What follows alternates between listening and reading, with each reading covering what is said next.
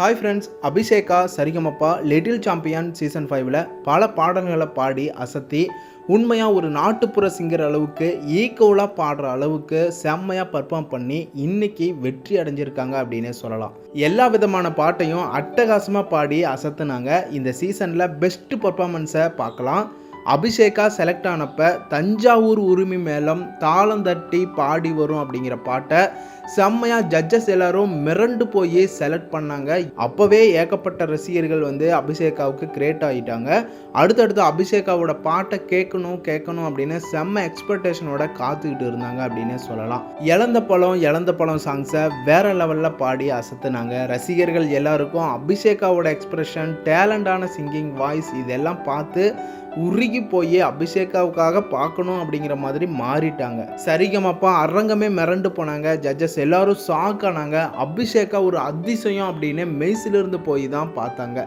பக்தி சுற்று நடந்தப்ப அபிஷேகா அங்க இடி முழங்குது, கருப்பசாமி தங்க கலசம் மின்னுது அப்படிங்கிற பாட்டை அபிஷேகா பாடினதை இந்த பர்ஃபார்மன்ஸை பார்த்து அரங்கமே ஸ்டன் ஆகிட்டாங்க. ஜட்ஜஸ் எல்லாரும் செம்மையாக அந்த அளவுக்கு என்ஜாய்மெண்ட் பார்த்து செம்மையாக ஸ்டன் ஆனாங்க.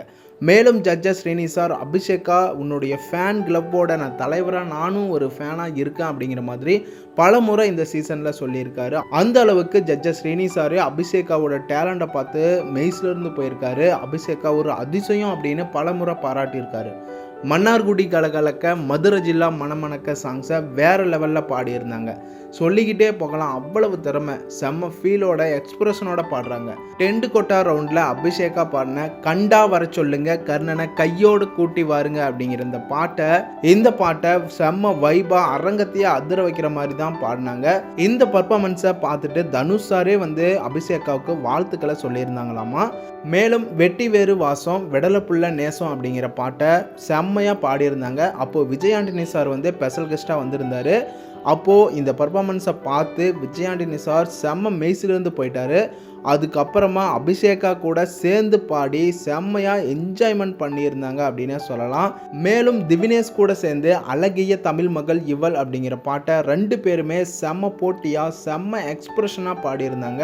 அதை தொடர்ந்து ஜட்ஜஸ் சைந்தவி மேம் பாடின பாட்டையே சைந்தவி மேம் முன்னாடியே எழுவைய பூக்களையே சாங்ஸை சைந்தவி மேம் ஆச்சரியப்படுற அளவுக்கு அபிஷேகா பாடி செம்ம பர்ஃபார்மன்ஸை கொடுத்து அசத்துனாங்க.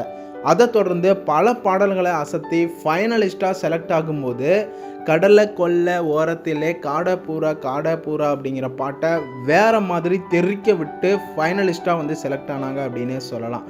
கடைசியாக ஃபைனலில் சூர்யா சாரோட கருப்பு படத்திலிருந்து கருப்பு சாங்ஸை செம்ம வைபா பல லட்சக்கணக்கான ரசிகர்கள் முன்னாடி செம்மையாக ஒரு செலிப்ரேஷன் பர்ஃபார்மன்ஸாக கொடுத்து என்ஜாய்மெண்ட்டாக கொடுத்தாங்க அபிஷேகா அப்படின்னு. அபிஷேகாவோட டேலண்ட்டையும் நிரூபித்தாங்க அப்படின்னே சொல்லலாம். டைட்டில் வின்னராகவும் மகுடம் சூட்டி ரசிகர்களுக்கு சப்போர்ட் பண்ண எல்லாருக்கும் தேங்க்ஸ் அப்படின்னு சொன்னாங்க அப்படின்னே சொல்லலாம்.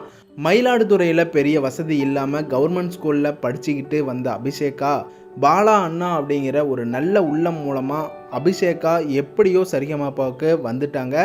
ஒட்டுமொத்த ரசிகர்களுக்கும் செம்ம என்டர்டெயின்மெண்ட்டை கொடுத்து அசத்திட்டாங்க அப்படின்னு சொல்லலாம். இன்றைக்கி வெற்றி மகுடத்தையும் சூட்டி இருக்காங்க. இந்த வெற்றியை பார்க்கும்போது ரொம்ப சந்தோஷமாக இருக்குது. சப்போர்ட் பண்ண ரசிகர்கள் எல்லாருக்கும் ரொம்ப தேங்க்ஸ் தான் சொல்லணும் அப்படின்னு சொல்லலாம். தொடர்ந்து அடுத்த சரிகமப்பா சீசன்லேயும் உங்களுக்கு பிடிச்ச சிங்கருக்கும் டேலண்டான சிங்கருக்கும் உங்களுடைய சப்போர்ட் பண்ணிகிட்டே இருங்க. ஓகே ஃப்ரெண்ட்ஸ், சேனலை சப்ஸ்கிரைப் பண்ணுங்கள், சப்போர்ட் பண்ணுங்கள் அண்ட் பெல் ஐக்கனையும் கிளிக் பண்ணிக்கோங்க.